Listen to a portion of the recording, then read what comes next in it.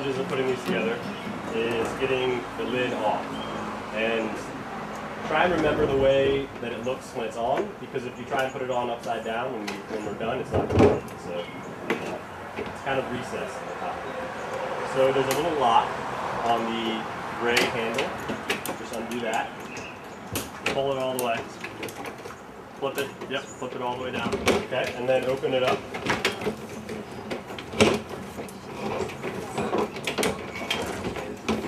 And then getting the lid off can be a little tricky, but you've got it open like that, and then you can just start pulling it off. So inside the barrel, we should have some pieces. There should be black tubing. There's a nozzle. These 3 white PVC pieces, which will be the overflow, and we'll do that kind of last. And then this is an adapter for where the water's going to go in. So there's not a lot of pieces. Does everybody have everything? So the first thing we're going to do is we're going to attach this nozzle where the water's going to come out down here where there's a small hole near the bottom.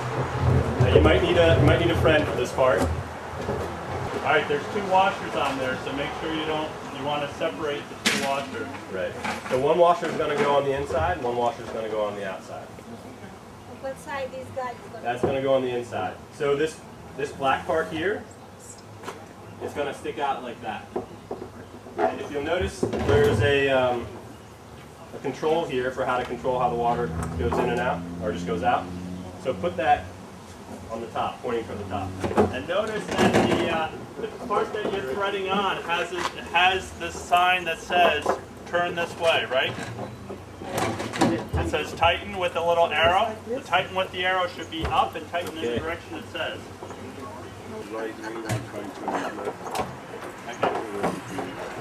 That'll work on You don't get out. Right, so you can use that. Yeah. Everybody's good? Okay, so the next thing to put on is the overflow. This is not going to be as hard as the spigot. We have 3 pieces. Basically, take the smaller diameter PVC and put it in the bigger diameter, like this. This piece is going to go on the inside and slide out like that. So you've got it right there. And then the elbow is going to go like that. And that's your overflow. Use anything to seal it. Right, so it's not, you're going to notice that it's not that tight. You probably will want to seal it with some silicone sealer. They recommend that in the instructions. Down, right? Around here, yeah, exactly. The idea is that you can direct where you want it to go by going and picking up more PVC. Take and use, take this piece off right here and use the extra that you have here and do something like that. Said, if you've got any kind of filter or screen catching stuff, if you don't clean that out, it's going to block the flow, and then you're going to have similar problems to overflow coming out where you don't want it to come out. So if you have that, you want to keep them clean as much as you can. So this, when you go to put back on your lid, you can just take a piece of this and put the lid on, and then cinch it, and then cut it, or leave it hanging out. If you put this back on, want the recessed part pointing out. Let's see a problem.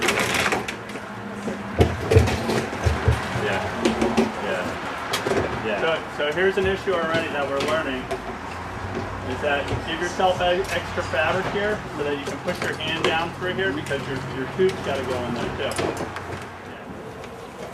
And the thing to think about here is we want to make sure that we don't have, something where this is coming out at a horizontal and maybe even sloping back. We want the water always be sloping towards the rain barrel as much as we can. Got measured. I'm going to mark where I'm going to cut.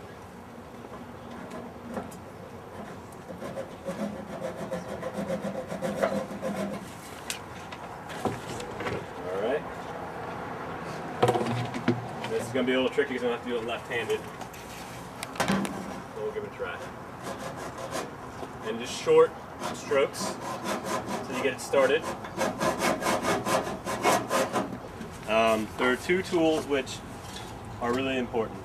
The hacksaw and the tin snips. And most people probably have a hacksaw.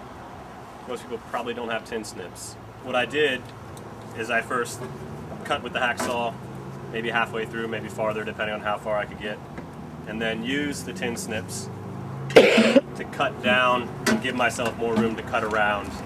It was a little tricky, so luckily we're able to detach just a smaller portion of the downspout. You know, you don't want to have to probably take the whole thing down. Luckily it's in two pieces.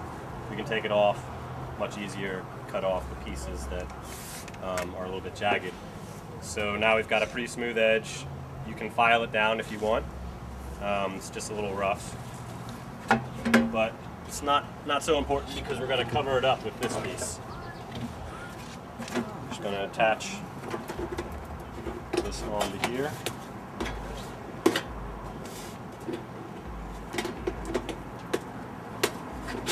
Okay. This is a little bit more advanced.